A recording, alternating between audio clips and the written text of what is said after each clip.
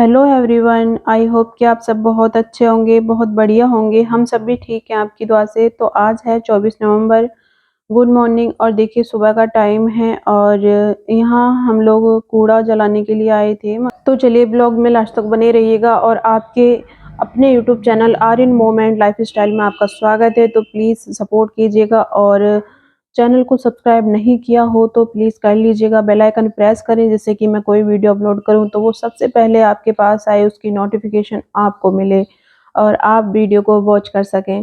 तो please like कर लीजिए और कमेंट करके ज़रूर बताइएगा कि आपको मेरा ब्लॉग कैसा लगता है। तो चलिए स्टार्ट करते हैं और प्लीज़ साथ साथ बने रहिएगा। और देखिए मैं इतनी देर से आर्यन से मना कर रही थी कि मान जाओ आर्यन, मान जाओ, पास मत जाओ आके, बट ये ना बिल्कुल भी नहीं मान रहा था मेरी बात को। तो थोड़ी देर में इतना बुरा धमाका हुआ कि मेरी रूह कांप गई कि काश अगर ये खेत की तरफ ना जाके और इधर को उड़ जाती आग तो आर्यन के ऊपर आती सारी। ना ही वो मना कर रहे थे और मैं इसे मना कर रही थी तो ये मान नहीं रहा था। तो देख आप देख सकते हैं कितना तगड़ा धमाका हुआ है। उसके बाद में फिर थोड़ी देर को अलग हुआ था और बस कुछ उस पे कोई फ़र्क ही नहीं पड़ा। इतना ज़्यादा दिलहर हो रहा है आजकल, बहुत ज़्यादा। पहले हर चीज़ से डरता था लेकिन अब तो किसी चीज़ से ही नहीं डरता है।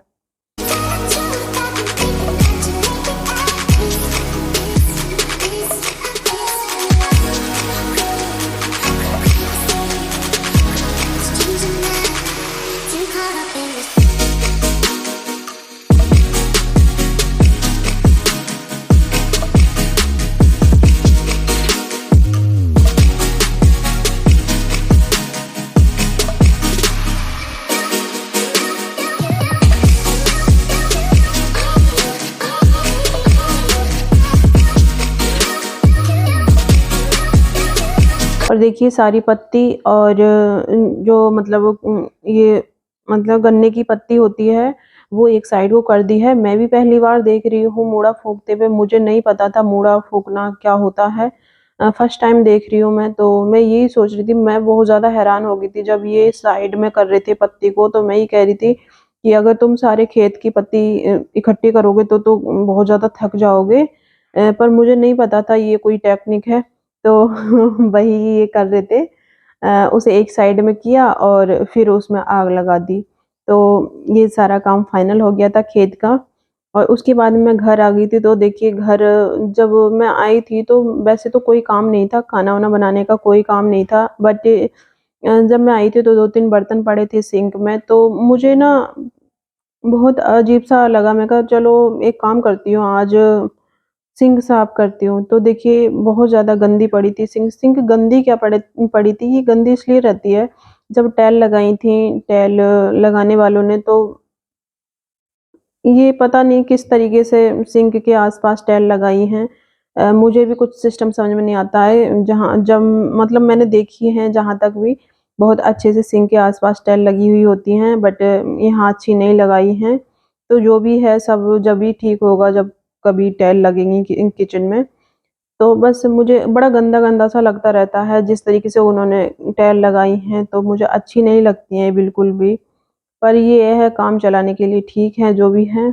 तो देखिए ये मैंने साफ़ कर दिया था और काफ़ी ज़्यादा इतना मतलब गंदगी निकली थी। जो यहाँ छबड़ा रखा था उसके नीचे बहुत ज़्यादा गंदगी निकली थी। और मैंने पिछले व्लॉग में आपको बताया था कि चूहे बहुत ज़्यादा मतलब हो रहे हैं, दिखाई तो नहीं देती हैं, छोटी-छोटी चुईयाँ हैं 2, वो बहुत ज़्यादा परेशान करती हैं मुझे। और 2 ही दिखाई देती हैं और 2-2 करके कई बार छोड़ भी आए हैं खेतों पे, पिंजड़े में बंद करके।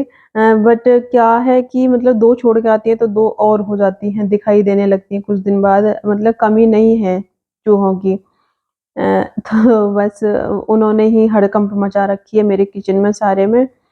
तो देखिए किचन साफ हो गया है और बहुत ज़्यादा गंदगी थी, बस इतने ही बीच में गंदगी थी और कहीं नहीं, क्योंकि टब के नीचे आके और वो बस अपना हड़कंप मचाती रहती हैं, इधर से उधर, क्योंकि और जगह तो सारी दिखाई देती रहती है, छबड़े के नीचे कुछ दिखाई नहीं देता है, तो बस बर्तनों में घुस के करती रहती हैं। तो देखिए साफ-सफाई हो चुकी है और देख लीजिए कितना सुंदर लग रहा है सारा, मतलब क्लीन करने के बाद में बहुत अच्छी लगने लगी थी किचन। थोड़ी-सी साफ-सफाई हो जाए ना और तो बहुत अच्छी लगती है और थोड़ी-सी ही गंदगी पड़ी हो किसी कोने में तो बहुत ही बुरा लगता है। तो देखिए साफ-सफाई कर दी है खेत से आके और खेत में बहुत सारी मस्ती की थी हमने और काम भी देखा था और एक नए काम के बारे में भी जाना था हमने, जो मैंने आपको बताया था मोड़ा फूँकना। मोड़ा फूँकना किसे कहते हैं? वो मुझे नहीं पता था। तो आज का ब्लॉग यहीं तक था, मिलती हूँ एक नेक्स्ट ब्लॉग में, तब तक के लिए जय माता दी, जय हिंद, बाय बाय।